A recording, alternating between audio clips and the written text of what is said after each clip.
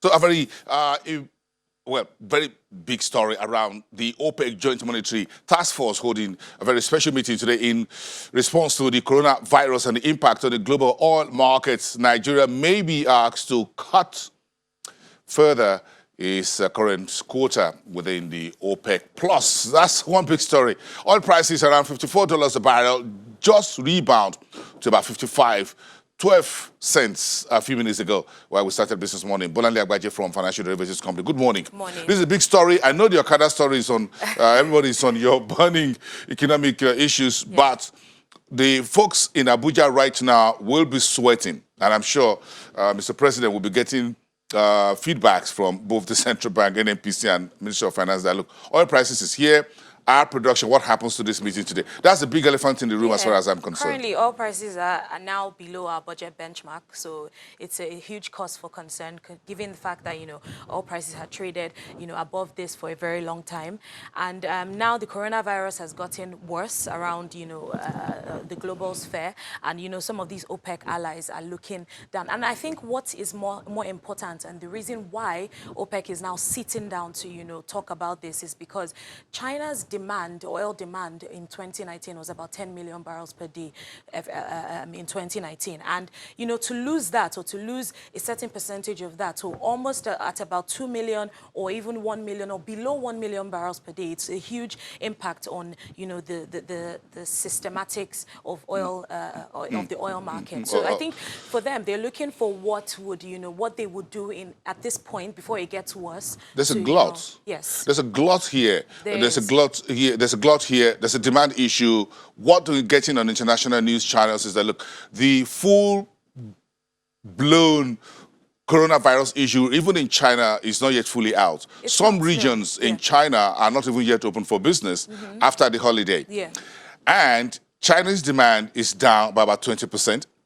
Then we'll still have the World Health Organization, as I yesterday, and I said, look, they may step further to describe coronavirus as a global pandemic. Yes. If that ever happens, if the WHO makes that statement, then we could see oil head towards 50. Yes, and it's not even about that. It's also the fact that, even if the Chinese economy is demanding this oil, you have, regions around, China, those that supply China refusing to, give them this oil, because nobody wants to be in contact with. Even I learned that the LNG is going to get affected. Yes, of because course. I learned that the 6 biggest LNG off-takers in China are considering closing their temporary closure. If that happens, that will impact Nigeria's LNG as well. Of course. And globally, Morocco, Middle East, everyone. Yeah, and it also comes back to our external reserves, which are now, currently at about $37 billion. We're actually suffering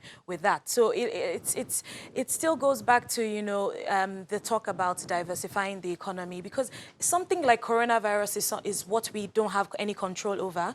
But if we had, braced ourselves within, Nigeria to protect ourselves from, because if you think about it, U.S. has had, few cases of this coronavirus, but it's no cause for concern because they have the proper, equipment, the proper, backdrop to protect themselves against this. If this virus decides to come into Nigeria, we don't have the, the virus does not have to get into Nigeria. It's just even with the panic, crude oil. Yeah.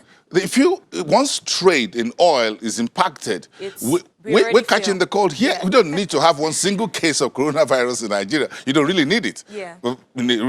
Once oil prices is down, then our budget is down, then everything we planned will be impacted. So it's a big story. Are you guys watching the OPEC meeting today? Yes, definitely, today and tomorrow, and we're waiting to see what, the results will be. Most likely deepening cuts, they might definitely add to, or try to reduce the supply glut at the moment, maybe temporarily, we don't know yet, but it's important to actually sit and watch what they would come up with.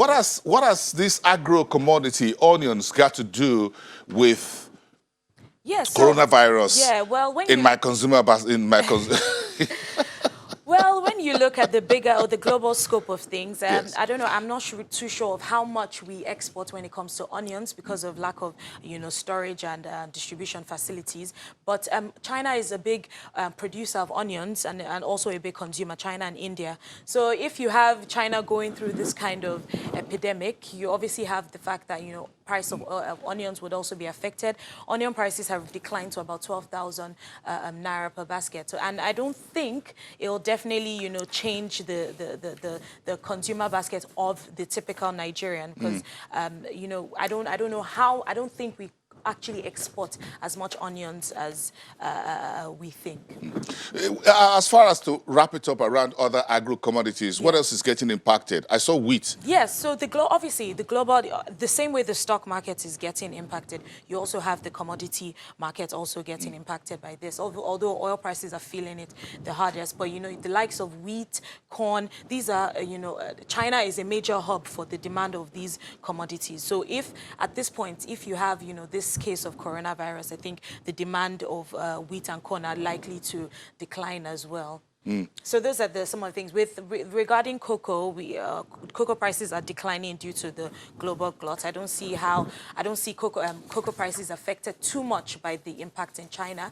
Well, sugar prices usually go in the opposite direction, is now climbing up, and that's just because India is making huge efforts in controlling the supply of sugar. It's not going to be funny because with wheat prices down already 1.22%. Yeah. If this becomes an epidemic and declared as such, then we could see wheat prices going even further down. That's not good news to wheat producers in Russia and elsewhere. And even in the U.S. And even in the U.S. as well. So whichever way you look at it, this is a global problem. It is. It is definitely. Okay, let's get together on Thursday and review our position as from the commodities point of view. Okay. Thank you so much. Bolanle Agbaje, one of the economic think tank and research analyst at Financial Derivatives Company, bringing us up to speed. Let's come back after the break. The UK Prime Minister Boris Johnson is remarketing the UK.